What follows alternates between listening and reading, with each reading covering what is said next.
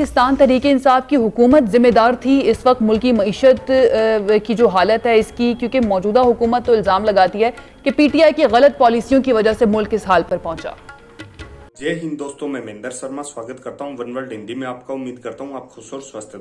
दोस्तों आइए दिखाते हैं पाक मीडिया की कोई लेटेस्ट डिबेट, जिसमें कैसे अब पाकिस्तान की जो इकोनॉमी है उसको कैसे क्रैश करवाया जा रहा है और कैसे डिफॉल्ट के मुहाने पे इमरान खान की हुकूमत ने पहुंचा दिया था। क्योंकि पिछले दिनों जब पाकिस्तान में इमरान खान की हुकूमत थी तो उस समय $900 मिलियन के आसपास इमरान खान की IMF से डील हुई थी, जिसको इमरान खान ने खारिज कर दिया था और उनकी शर्तें मानने से मना कर दिया, जिसकी वजह से पाकिस्तान की इकोनॉमी डिफॉल्ट और दिवालिये के कगार पे पहुंच चुकी थी। जबकि ये पाकिस्तान का इकोनॉमिस्ट इस डिबेट में आप देखोगे अब बोल रहे हैं कि हम दिवालिया या डिफॉल्ट नहीं होंगे, क्योंकि चाइना भी हमें अब भीख दे देगा, सऊदी अरब से भी हमें पैसा आ जाएगा, IMF ने हमें पैसा देने से एग्री कर दिया। जबकि इसका रिजल्ट पाकिस्तान की आवाम को भुगतना पड़ेगा और वो जो सस्ती चीजों की आस उनको छोड़नी पड़ेगी। और आज पेट्रोल डीजल के बाद अब डॉलर के रेट भी बढ़ने शुरू हो गए और पाकिस्तान की मार्केट में एक सट्टा बाजारी भी शुरू हो गई है डॉलर की। तो कहीं ना कहीं पाकिस्तान की मईशत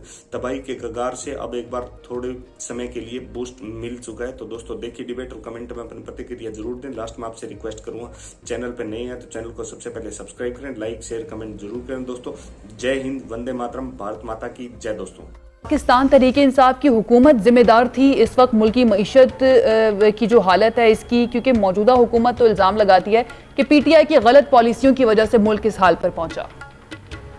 ये पहले मैं आपसे इजाज़त से ये कहूँगा कि आप सियासी दुश्मनी ज़रूर करें, लेकिन रियासत पाकिस्तान के साथ दुश्मनी ना करें।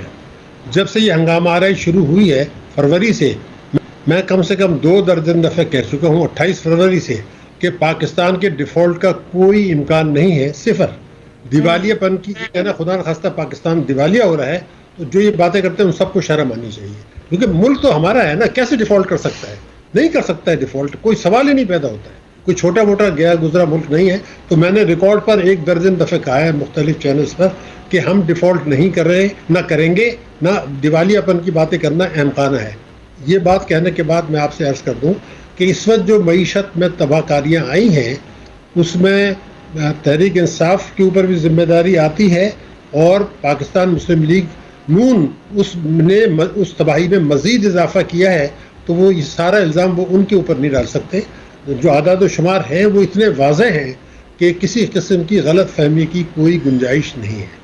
अब जिस तरह से आपने सवाल पूछा और कई नुकात एक साथ उठा दिए, तो मैं अगर आपको मुख्तसरन आपको ये बताऊँ कि इमरान खान साहब ने जब उनकी हुकूमत गई उससे बहुत पहले से जो हमारे इकनॉमिक इंडिकेटर्स थे वो उससे बहुत ज़्यादा ख़राब थे जो उनको विरसे में मिले थे। इसमें कोई शुबे की बात नहीं है। और शौकत तरीन जिसको उन्होंने वज़ीर ख़जाना और सेनेटर बनाया था, उससे वज़ीर बनने से पहले चंद दिन पहले उन्होंने कहा था, 2021 में अल्फाज रिकॉर्डेड है वो, कि तहरीक इंसाफ की हुकूमत ने पाकिस्तान की मईशत का बेड़ा गर्क कर दिया। ये अल्फाज उनके मौजूद, और ये जब उन्होंने कहा उसके बाद उनको वज़ीर ख़जाना बना दिया, तो ये तो समझ मुझे नहीं आई बात। लेकिन दो गलत ऐसे फैसले किए जो उन्होंने वो जिससे कौम भुगत रही है, मईशत तबाही हुई तहरीक इंसाफ ने, वो 2 मैं पहले बता दूं, फिर जो इन्होंने किया है मुख्तसरन वो आपको बता दूं। जी देखिए, पहली गलती जो इमरान खान साहब ने और स्टेट बैंक ने की थी, उन्होंने जब कोविड की आड़ में पाकिस्तान के ताकतवर तबकों को नवाजने की एक स्कीम बनाई गई कि आप शरह सूद को गिरा दें, बेतहाशा गिरा दें, और जब शरह सूद आपकी गिर जाए तो लोगों को सस्ते कर्जे दें, और जब सस्ते कर्जे मिल जाए दे तो वो बेतहाशा इंपोर्ट्स करेंगे, गैर ज़रूरी इंपोर्ट्स करेंगे, लग्जोरियस इंपोर्ट्स करेंगे, और उससे वो खूब मुनाफा कमाएंगे और हुकूमत को टैक्स मिल जाएगा। सीधी बात है, गाड़ियाँ इंपोर्ट हो रही है तो हुकूमत को कस्टम ड्यूटी सेल्स टैक्स मिल गया। ये ताकतवर लोगों ने खूब सस्ते कर्जे लेके कई 100 अरब रुपए कमा लिए। अब इसके नुकसान जब हो रहा था तो मैं आपको बता दूं कि उन्होंने बैंकों के करोड़ों खातेदारों को 800 अरब रुपया उनके मुनाफे में कम दिया, और जो कानून तोड़े वो 26A4 और 40A बैंकिंग कंपनीज ऑर्डिनेंस, ये मैं इसलिए बता रहा हूँ कि कोई ये ना कि हवा में बात कर रहे हैं। तो उन्होंने डिपॉजिट से कई करोड़ रुपए खींचे, बेतहाशा इंपोर्ट्स बढ़ाई, बेतहाशा तिजारती खसारा बढ़ाया, बेतहाशा जो है वो करंट वो आपके डॉलर के रिजर्व्स गिराए और रुपए की कदर गिरी। ये थी एक।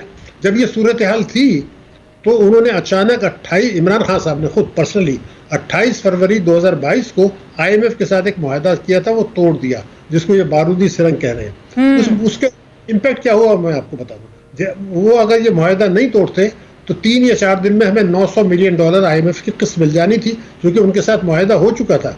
वो जैसे ही $900 मिलियन वहां से मिलते, आपको चाइना ने $2.3 अरब देने थे और सऊदी अरब ने देने थे, हमारे रिजर्व बढ़ जाते हैं। डॉक्टर साहब, ये मुआहदा तोड़ा किस तरह से गया? ये मौजूदा हुकूमत जो कहती है कि इन्होंने जानबूझकर पेट्रोल की कीमतें जो हैं कम कर दी, हालांकि इन्होंने मुआहदा किया था IMF के साथ ये कीमतें बढ़ाएंगे, ये उस तनाजुर में आप बात कर रहे हैं? जी बिल्कुल, मैंने वो मुआहदा देखा है। उन्होंने ये कहा कि हम ₹4 महीना पर लीटर इजाफा करेंगे और बिजली के नरखों में भी करना था, पेट्रोल भी। अचानक 28 फरवरी को अचानक जो उनका IMF का प्रोग्राम कोई 20-21 माह मुअत्तल रहा था, वो मुअत्तल इसलिए रहा था, सस्ती शरतों पर कर्जे दे रहे थे, IMF इजाजत नहीं देता। जब खूब कमा लिया तो फिर उन्होंने IMF से मुआहदा करके किस्त ले ली, और उसके अचानक जो है ये मुआहदा तोड़ा। ये कहा कि अब हम जून तक या पेट्रोल और डीजल के नर्ख कम कर रहे हैं, जून तक हम नहीं बढ़ाएंगे। तो ये मुआहदा तो टूट गया ना। तो जैसे ही मुआहदा IMF ने कहा, भाई आप इस्लामी जमहूरियत पाकिस्तान ने उनके साथ मुआहदा किया है, इमरान खान ने या किसी और ने नहीं किया, तो एक हुकूमत कैसे मुआहदा तोड़ सकती है? तो उनकी बात सही। तो वो $900 मिलियन जो उन्होंने रोके, तो फिर चीन ने हमें झंडी दिखा दी कि जी आप पहले IMF से बात करें। सऊदी अरब ने झंडी दिखा दी, हालांकि शहबाज शरीफ गए, उन्होंने झंडी दिखा दी कि हम आपको देंगे, लेकिन आप अब IMF के प्रोग्राम में जाइए, क्योंकि आपके प्रोग्राम में रहे। बिल्कुल ऐसे। अच्छा डॉक्टर साहब, इस वक्त हम देख रहे हैं कि वजीर खजाना जो है मिफ्ता इस्माइल साहब, उनकी कारकर्दगी के ऊपर भी काफी सवालात उठाए जा रहे हैं, और बीच में जो हमने देखा इस हुकूमत ने आने के बाद काफ़ी अरसे तक कहा जा रहा था कि मुश्किल फैसले लेने हैं, लेकिन सियासत की कुर्बानी देनी पड़ेगी, उससे भी घबराती रही, लेकिन बहरहाल मुश्किल फैसले किए, पेट्रोलियम की कीमतें भी बढ़ाई। तो वाकई में क्या यहाँ पर कारकर्दगी में मसला नजर आता है, या है वजीर खजाना मिफ्ता इस्माइल की, या फिर अगर शौकत तरीन साहब या फिर इसहाक डार साहब होते तो सूरत हाल को बेहतर तरीके से हैंडल किया जा सकता था? नहीं, मैंने जो अभी आपको फैक्ट्स बताए हैं, तो जो हमारे जो ये रिकॉर्ड पर है, इसमें मैं तो स्टेट बैंक की फिगर देता हूँ। शौकत तरीन ने तो जाने से पहले पाकिस्तान की मईशत को तबाह बर्बाद कर दिया। जुलाई से लेके आप ये देखिए अप्रैल तक जो तिजारती खसारा था वो पाकिस्तान की तारीख में सबसे ज्यादा था, और पिछले साल इसी मुद्दत से कोई 15-16 अरब डॉलर ज्यादा था। वो तो तबाह बर्बाद कर दिया था, इसमें कोई शक नहीं। लेकिन जो हमारे जो नए वजीर खजाना साहब आए हैं, उन्होंने बिल्कुल उन पर ऐसे इल्ज़ाम हैं जिसको कभी भी धो नहीं पाएंगे। पहला इल्ज़ाम तो ये है कि देखिए पाकिस्तान कुछ मईशत कितनी भी तबाह हो, हमें पता है, और हमारे पास 4-5 मिसालें मौजूद हैं। अगर हुकूमत पाकिस्तान चाहती तो हम जो है दुनिया में 3% 2% पर कर्जे मिलते हैं डॉलर के, आप कहिए हम 13% देते हैं, आप एक महीने के लिए 13% पर डॉलर ले आते। 5-7-10 अरब डॉलर लेना कोई बड़ी बात नहीं थी, और माजी में लेते हैं। इमरान खान के दौर में भी लिए गए थे, इसहाक डार ने भी लिए थे, उससे पहले भी लिए थे। देखिए आप किसी एक बड़ा मुल्क है ना, कोई आबादी के लिहाज से 5वां बड़ा मुल्क है, अगर वो ये कहे कि 4 अरब डॉलर 4% सूद की बजाय मैं 13% देता हूँ, तो कोई भी आपको 10 अरब डॉलर दे देंगे बाहर से। वो इन्होंने कोशिश नहीं की, जाना कि माजी में मिलते रहे थे, क्यों नहीं की, ये उनको जवाब देना पड़ेगा, और ये तारीख में सवाल आएगा क्यों नहीं है। अगर ये ले लेते तो जुमला ठीक है। अच्छा डॉक्टर साहब, आपने बात की कि जहांगीर शौकत तरीन साहब जब गए थे तो मईशत को बर्बाद करके गए थे, लेकिन इकोनॉमिक सर्वे के अंदर जो नंबर्स आए, जिसके ऊपर पाकिस्तान तहरीक इंसाफ बड़ा क्रेडिट भी ले रही है कि देखिए जी हमारी GDP ग्रोथ कितनी ज़बरदस्त रही, हमारी एक्सपोर्ट्स कितनी अच्छी रही, बाकी शुबों के अंदर हमने अहदाफ से ज़्यादा अचीव किया अपना टारगेट जो था। तो सर उसके ऊपर तो वो क्रेडिट लेते हैं कि देखिए जी हम तो मईशत बड़ी अच्छी चला रहे थे, और आप कह रहे थे कि हमारी वजह से महंगाई हुई है और हम महंगाई को कम करने के लिए आए हैं, लेकिन आपने आके महंगाई को और बढ़ा दिया। देखिए ऐसा है कि पाकिस्तान में जो मईशत पर बात होती है, वो लोग जो है ना परसेप्शन की बुनियाद पे बात करते हैं, आदाद व शुमार पे नहीं करते, और सियासत होती है। मैं जो फिगर दे रहा हूँ, मेरी ये जिम्मेदारी है कि एक लफ्ज सही है, और वो स्टेट बैंक के रिकॉर्ड में है जो मैं दूंगा, और मिनिस्ट्री ऑफ फाइनेंस और इकोनॉमिक सर्वे में मौजूद है जो बातें मैं कर रहा हूँ। नंबर 1, कोई एक पैसे का फर्क नहीं होगा। असल बात यह थी, पहले मैं वो जुमला कर लूँ कि जिस दिन इमरान खान साहब की हुकूमत गई थी, डॉलर 182 रुपए में था, अब ये 212 पर आ गया था 2 दिन पहले। तो और रिजर्व हमारे गिर रहे थे, तो इनके लिए क्या मुश्किल था कि ये बाहर से स्टेट बैंक भी लाता पैसे, जो माजी में लाता रहा था हाई रेट ऑफ इंटरेस्ट पर, क्योंकि हमारे बैरूनी कर्जे इस हुकूमत के दौर में 4000 अरब रुपया बढ़ गए मुल्क की करेंसी में रुपए की कदर गिरने से। उसको बचाने के लिए अगर आप 13% पर 1-1.5 महीने के लिए ले आते, जब तक IMF का प्रोग्राम होता, तो क्यों नहीं किया, माजी में करते रहे। दूसरा ये था कि देखिए स्टेट बैंक और हुकूमत, इमरान खान ने खुद ये किया था कि जब डॉलर गिर रहा था उन्होंने गवर्नर स्टेट बैंक को बुला के डांटा कि क्या हो रहा है, अब भी सट्टेबाजी हो रही थी, उस वक्त भी हो रही, तो 2 दिन के अंदर डॉलर बेहतर हो गया।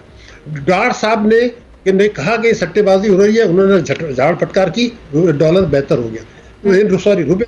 इन्होंने कोशिश नहीं की, ना रिजर्व बढ़ाने की कोशिश की और ना ही जो है वो रुपए की कदर को बेहतर बनाने की कोशिश की। ये इल्ज़ाम रहेगा।